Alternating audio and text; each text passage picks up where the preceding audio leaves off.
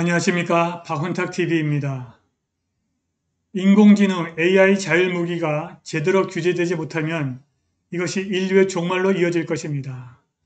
AI 자율무기에는 네 가지 구조적인 문제가 있습니다. 첫 번째, 오인, 목표물 오인, misidentification, 둘째, 확산, proliferation, 셋째, 국제전쟁법 약화, 넷째, 새로운 글로벌 군비 경쟁.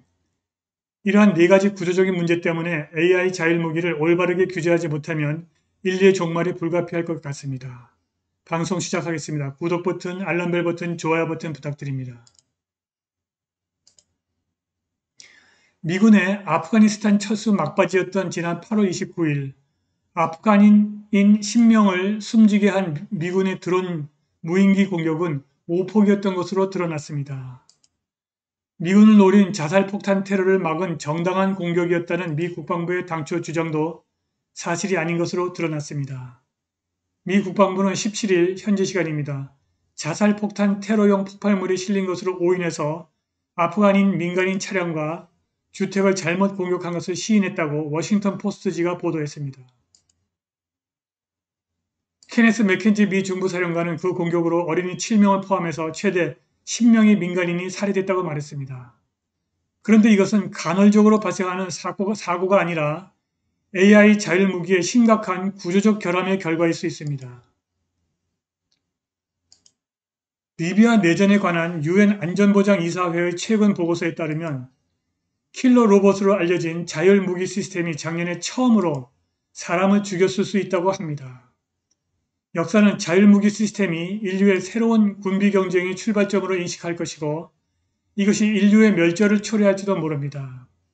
자율무기 시스템은 독립적으로 작동할 수 있는 치명적인 살상무기를 가진 로봇으로 인간이 결정에 개입하지 않고서도 대상을 선택하고 공격합니다. 전 세계의 군대는 자율무기 연구 및 개발에 막대한 투자를 하고 있습니다. 미국은 2016년부터 2020년 사이에 자율무기 개발에 180억 달러를 책정했습니다.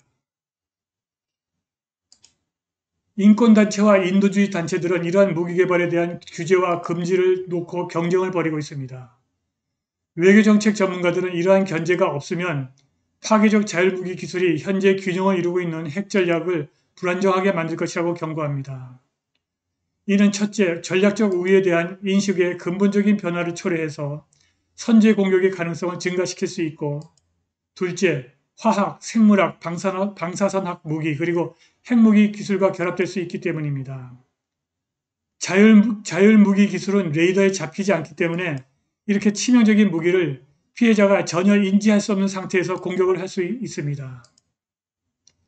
잠수함에서 발사하는 SLBM이 핵 보복의 대상을 파악할 수 없게 함으로써 공포의 균형을 파괴한다면 자율무기 기술은 공포의 균형을 아예 불가능하게 만들어버릴 것입니다. 자율무기는 네 가지 위험성을 갖고 있는데 첫 번째는 오인, misidentification의 문제입니다. 목표물을 선택할 때 자율무기가 적군 병사와 장난감 총을 가지고 노는 12세 소년을 구분할 수 있을까요? 분쟁 지역을 탈출하는 민간인과 전술적 후퇴를 하는 반군을 구분할 수 있을까요? 전 대륙에 걸쳐 배치된 하나의 표적 알고리즘에 의해서 통제되는 킬러 로봇 시스템이 목표를 오인해도 총알이 다 떨어질 때까지 발사는 이어집니다. 오인의 확인은 인공지능이 아니라 대량의 오인 피해자가 발생한 이후에 인간이 할 수 있습니다. AI는 신뢰할 수 없습니다. 피츠버그 병원에서 사용하는 AI는 천식을 폐렴의 위험 감소제로 식별했고 모 플랫폼에서 사용하는 이미지 인식 소프트웨어는 아프리칸 아메리칸을 고릴라로 식별했습니다. 문제는 AI 시스템이 오류를 범할 때 피해가 대량으로 발생한다는 점만이 아닙니다.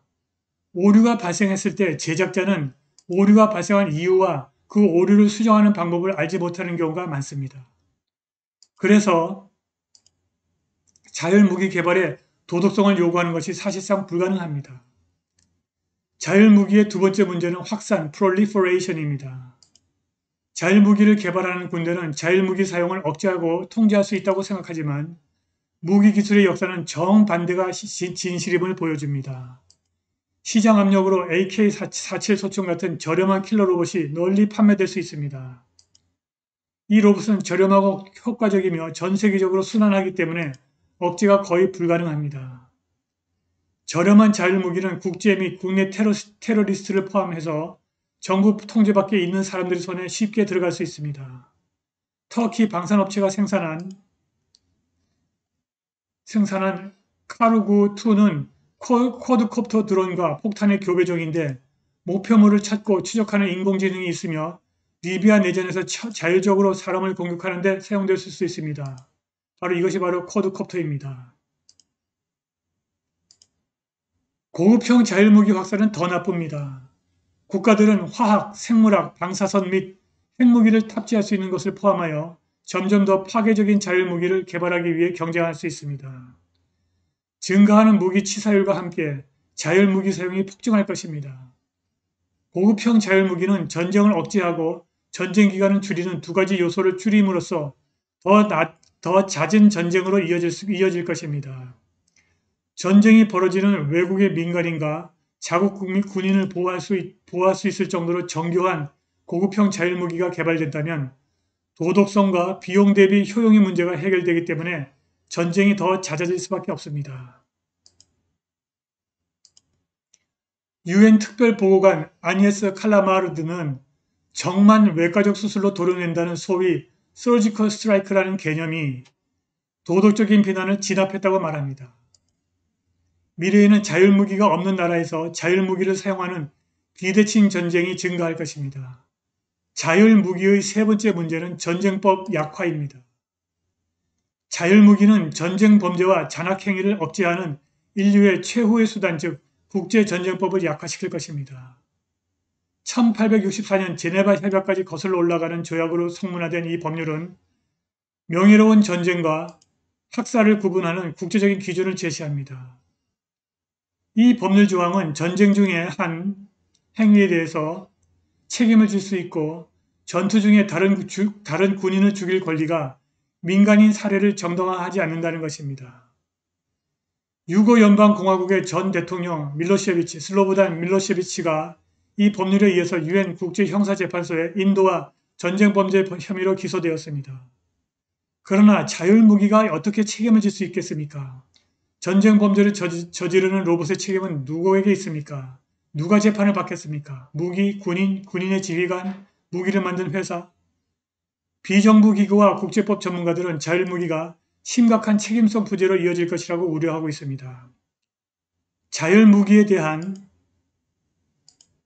인간의 의미 있는 통제를 요구하는 규정이 없는 세상에서는 책임을 져야 할 전범이 없는 전쟁범죄가 발생할 것입니다. 전쟁법의 구조와 억제력은 크게 약화될 것입니다. 자율무기는 새로운 글로벌 군비 경쟁을 촉발할 것입니다. 군대, 반군, 국제 및 국내 테러리스트가 법적인 책임 없이 선택하는 시간과 장소에서 이론적으로 제로 위험으로 이론적으로 무한한 치사력을 배치할 수 있는 세상을 상상해 보십시오. 피할 수 없는 AI 알고리즘 오류가 도시 전체를 제거할 수 있는 세상이 올 수 있습니다. 오늘 방송은 여기까지입니다. 자율적 구독료와 회원가입 부탁드립니다. 감사합니다.